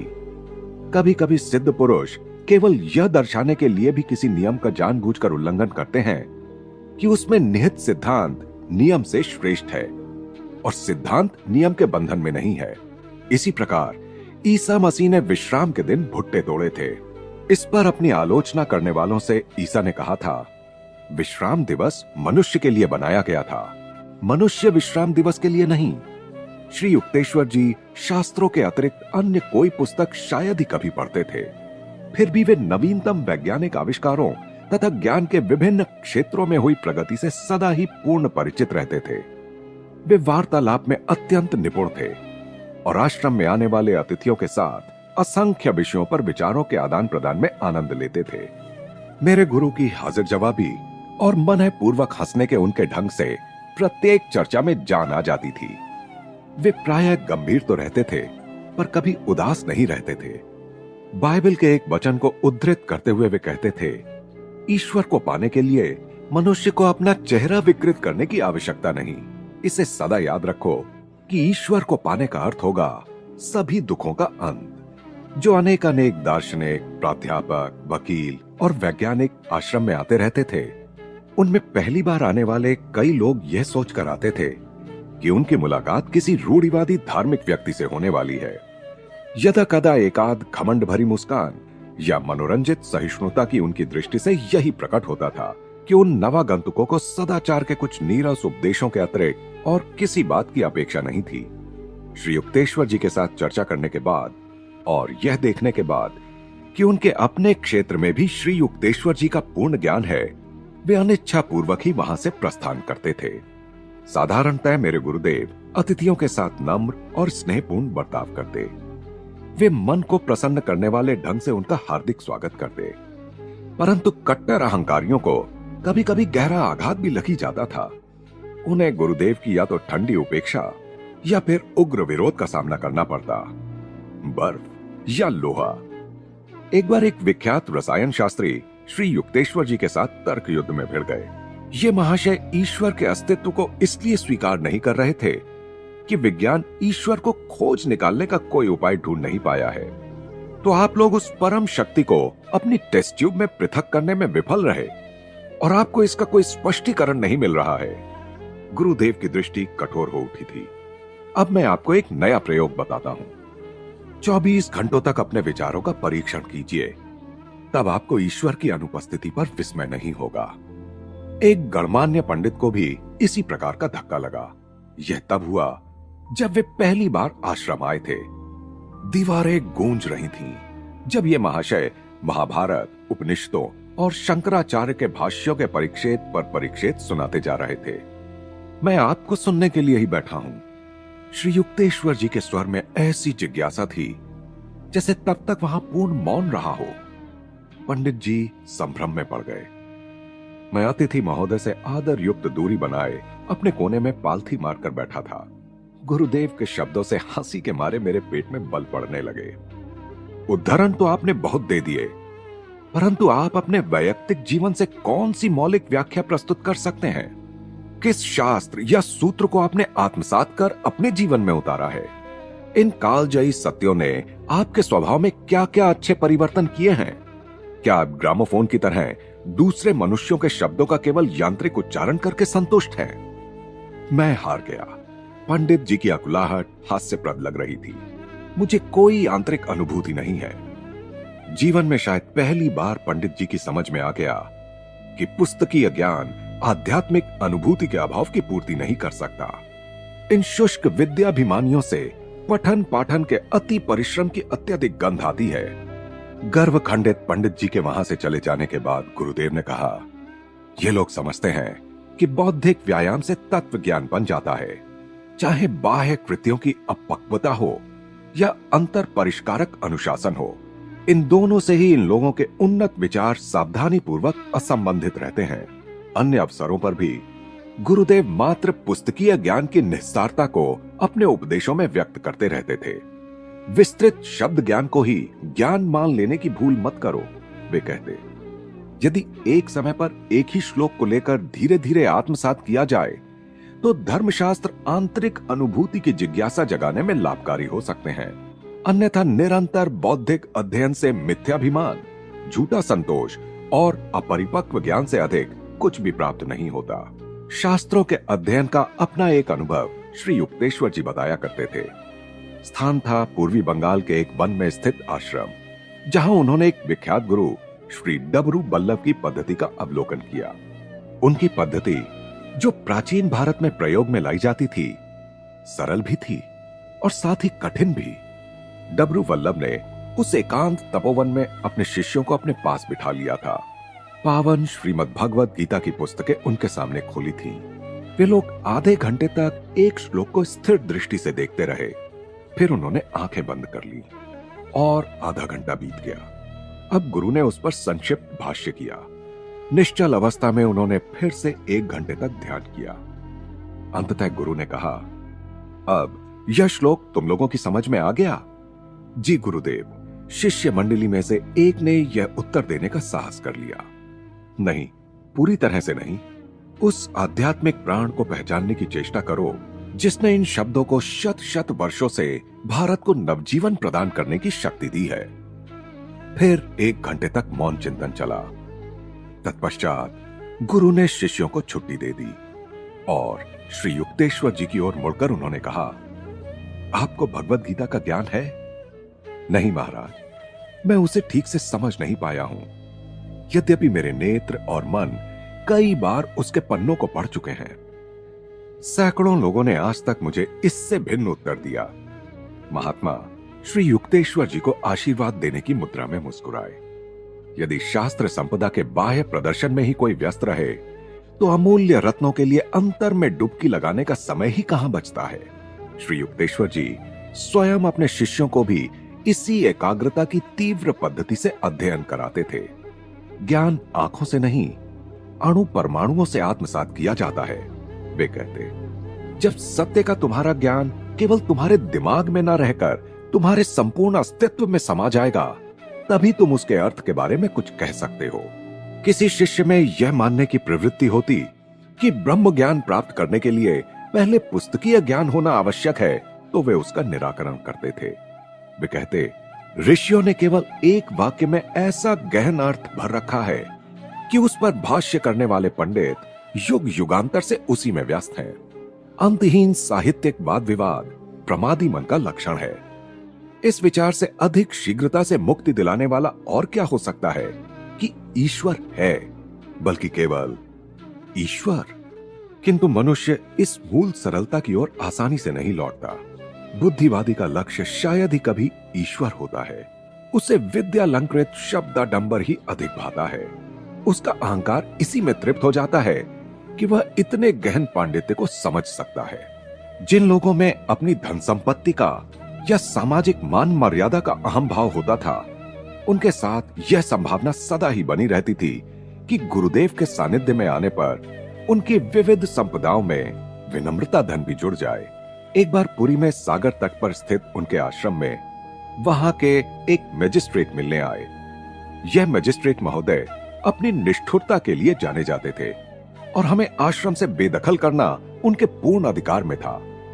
मैंने गुरुदेव को इस तथ्य से अवगत कराया, परंतु गुरुदेव पर उसका कोई प्रभाव नहीं पड़ा। मजिस्ट्रेट को कोई विशेष महत्व न देकर वे साधारण भाव से बैठे रहे और उनके आने पर उनका स्वागत करने के लिए खड़े भी नहीं हुए। किंचित अधीरता के साथ मैं दरवाजे के पास बैठ गया। श्री युक्तेश्वर जी ने मुझसे मजिस्ट्रेट के लिए कुर्सी लाने को भी नहीं कहा, अतः उन्हें लकड़ी के एक डिब्बे पर बैठकर ही संतोष करना पड़ा। अपने पद की गरिमा के अनुसार स्वागत किए जाने की उनकी किसी भी आशा की पूर्ति नहीं हुई। आध्यात्मिक चर्चा आरंभ हुई। मजिस्ट्रेट महोदय शास्त्रों का अर्थ बताने में गलतियों पर गलतियां करते गए और जैसे जैसे गलतियां करते जाते थे वैसे वैसे उनका क्रोध बढ़ता गया। आप जानते हैं कि मैं एमए की परीक्षा में प्रथम आया था। उनकी बुद्धि जवाब दे चुकी थी, पर चिल्लाना उन्हें अब भी आता था। मजिस्ट्रेट महोदय, आप भूल रहे हैं कि यह आपकी अदालत का कमरा नहीं। गुरुदेव ने शांत भाव से कहा, आपकी बचकानी बातों से तो यही लगता है कि आपका विद्यार्थी जीवन कोई विशेष प्रतिभावान नहीं रहा, और वैसे भी यूनिवर्सिटी की डिग्री का वैदिक ज्ञान के साथ कोई संबंध नहीं है। संत अकाउंटेंटों की भांति प्रतिवर्ष समूह में नहीं निकलते। कुछ देर तो मजिस्ट्रेट महोदय स्तब्ध रह गए, फिर दिल खोलकर हंसने लगे। पहली बार किसी दैवी मजिस्ट्रेट के साथ मेरा सामना हुआ है, उन्होंने कहा। बाद में उन्होंने कानूनी शब्दों से भरी भाषा में, जो उनके व्यक्तित्व का एक हिस्सा ही बन चुकी थी, अस्थायी यानी प्रोबेशनरी शिष्य के रूप में स्वीकार किए जाने का औपचारिक निवेदन किया। लाहिड़ी महाशय की तरह ही श्री युक्तेश्वर जी ने भी अनेक अवसरों पर संन्यास ग्रहण के इच्छुक अपरिपक्व शिष्यों को उससे परावृत किया। ये दोनों ही गुरु कहते थे, ईश्वरानुभूति का अभाव होते हुए भी गेरुआ वस्त्र धारण करने का अर्थ समाज को ठगना है। त्याग के इन बाह्य प्रतीकों का विचार मत करो, जो तुम में झूठा अहंकार उत्पन्न करके तुम्हारी हानि कर सकते हैं। तुम्हारी स्थिर दैनिक आध्यात्मिक प्रगति के अलावा और किसी बात का कोई महत्व नहीं है, और उसके लिए क्रिया योग का उपयोग करो। किसी व्यक्ति को योग्य या अयोग्य ठहराने के लिए संत जन एक ही अचल मापदंड को अपनाते हैं, जो संसार के नित्य बदलते रहते मापदंडों से सर्वथा भिन्न है। स्वयं अपनी दृष्टि में भी इतनी बहुरंगी रहने वाली मानव जाति संतों की दृष्टि में केवल दो वर्गों में विभाजित होती है। अज्ञानी जन, जिन्हें ईश्वर की तलाश नहीं, और ज्ञानी जन, जो ईश्वर की तलाश में रत हैं। मेरे गुरु अपनी जमीन जायदाद से संबंधित प्रत्येक छोटी छोटी बात की भी देखभाल स्वयं करते थे। भिन्न भिन्न अवसरों पर विश्वासघाती लोगों ने गुरुदेव की पैतृक जमीन जायदाद पर कब्जा कर लेने का प्रयास किया था। उन सबको श्री युक्तेश्वर जी ने दृढ़ता पूर्वक, यहां तक कि उनके विरुद्ध मुकदमे भी दायर करके मात दे दी।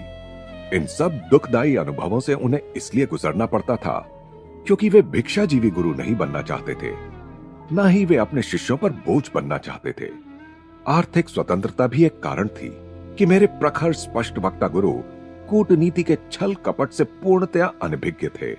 उन गुरुओं के विपरीत जिन्हें उनका भार वहन करने वाले दाताओं के अहम भाव को संतुष्ट करना पड़ता है, मेरे गुरु दूसरों के धनैश्वर्य के प्रत्यक्ष या सूक्ष्म किसी प्रकार के प्रभाव में नहीं आते थे। मैंने उन्हें किसी से किसी भी काम के लिए पैसा मांगते या उसका संकेत भी करते कभी नहीं सुना।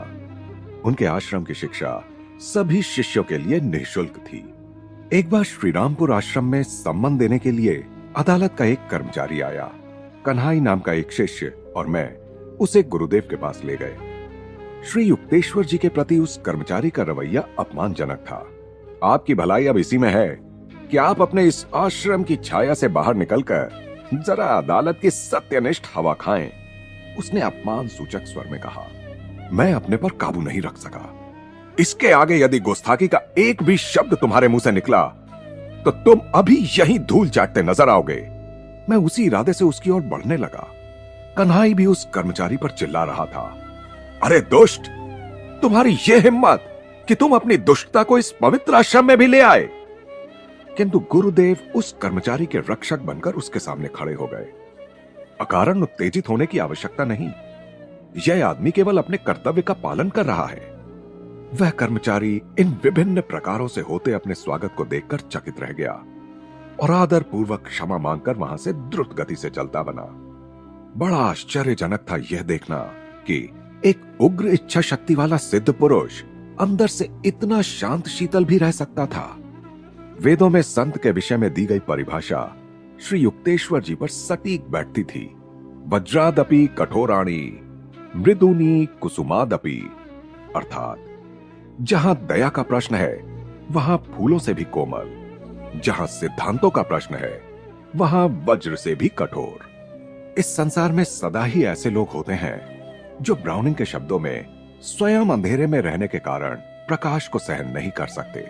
कभी कभी कोई आदमी आकर अपनी किसी काल्पनिक शिकायत पर श्री युक्तेश्वर जी को भला बुरा कह देता। मेरे स्थित प्रज्ञ गुरु नम्रता से उसके द्वारा की जा रही अपनी निंदा सुनते और अंदर ही अंदर अपना विश्लेषण करते जाते, यह देखने के लिए कि वह जो दोषारोपण कर रहा है उसमें कहीं कोई सत्य का अंश तो नहीं। ऐसे प्रसंग गुरुदेव की अप्रतिम उक्तियों का मुझे स्मरण करा देते। कुछ लोग दूसरों के सिर काटकर स्वयं ऊंचा बनने का प्रयास करते हैं। साधु संतों की अचल शांति उपदेशों से कहीं अधिक प्रभावकारी होती है। जिसका अपने क्रोध पर नियंत्रण हो वह महाबलवान से अधिक बलवान है। जिसने अपने आप को जीत लिया हो वह राज्य विजेता से बड़ा विजेता है। अनेक बार मेरे मन में यह विचार आता कि यदि मेरे तेजस्वी गुरु का मन ख्याति या सांसारिक उपलब्धियों पर केंद्रित हो जाता तो वे आसानी से सम्राट या विश्व को थर्रा देने वाले योद्धा बन सकते थे। परंतु इसके बदले उन्होंने क्रोध और अहंकार के उन आंतरिक दुर्गों को ध्वस्त करना पसंद किया जिनके पतन में मनुष्य की चरम उपलब्धि निहित है।